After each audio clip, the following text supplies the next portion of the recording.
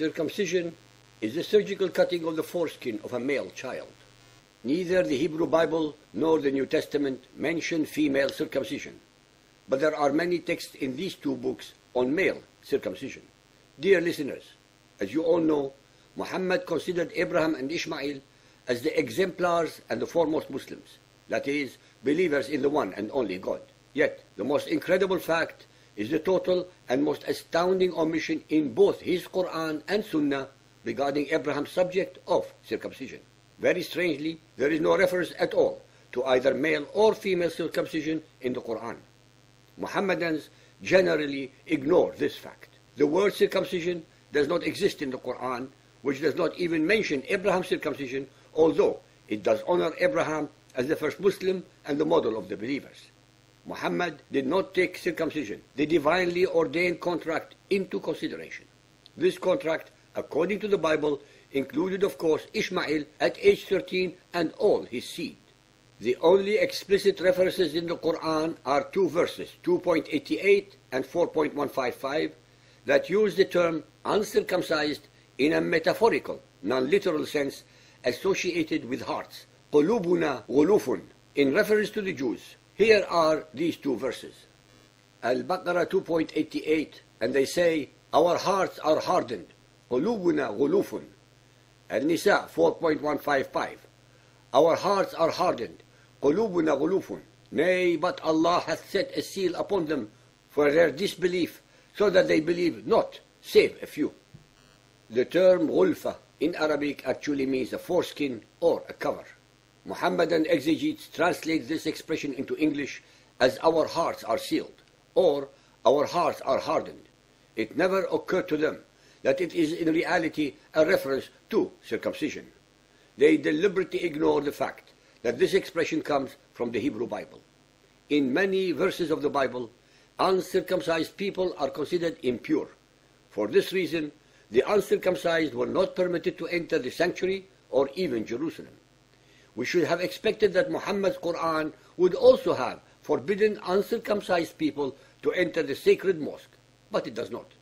In the tradition of the Jews as ordained in the Torah, it is an imperative that every male child in the family should be circumcised, since it represents the affirmation and continuity of the covenant between the Almighty and His chosen people, the Israelites, as shown in the following verses from the Torah. Genesis 17:1 to 27. And when Abram was 99 years old, the Lord appeared to Abram and said to him, I am the Almighty God, walk before me and be perfect. And I shall establish my covenant between me and you and your seed after you in their generations for an everlasting covenant, to be a God to you and to your seed after you.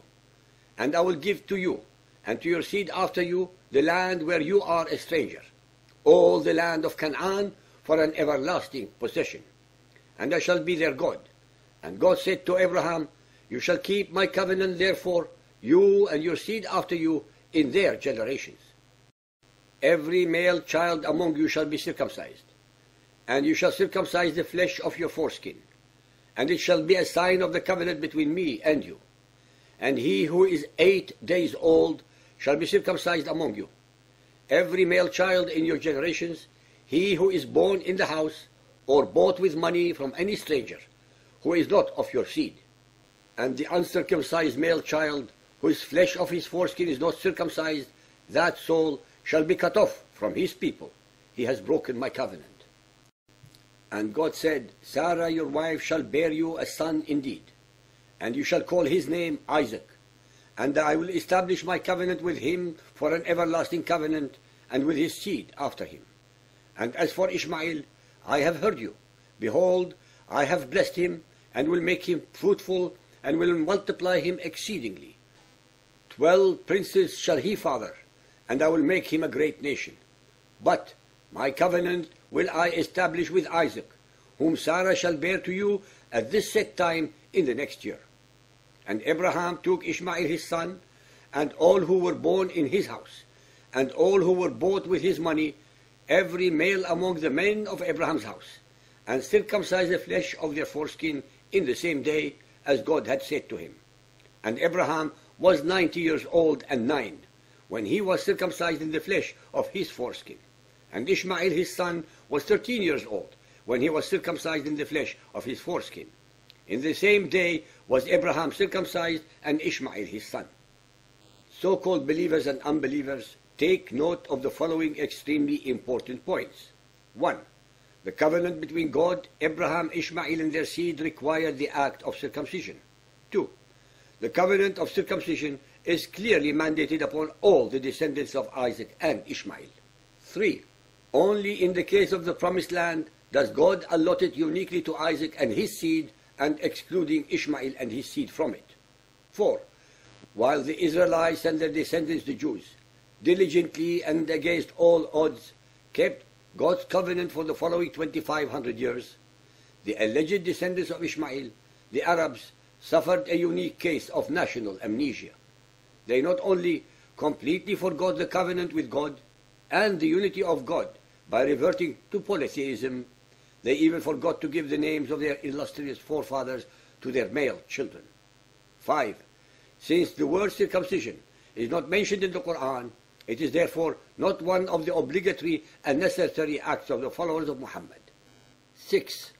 Muhammad, the alleged follower of the perfect Muslims, Abraham and Ishmael, actually broke the covenant with God and hence was impure and cut off from his people, as was the case in reality, just as God predicted.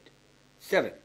For this break with the covenant of God, Muhammad could not have ever been a prophet or even a messenger of the God of Israel and Jesus, nor could Allah be the same God.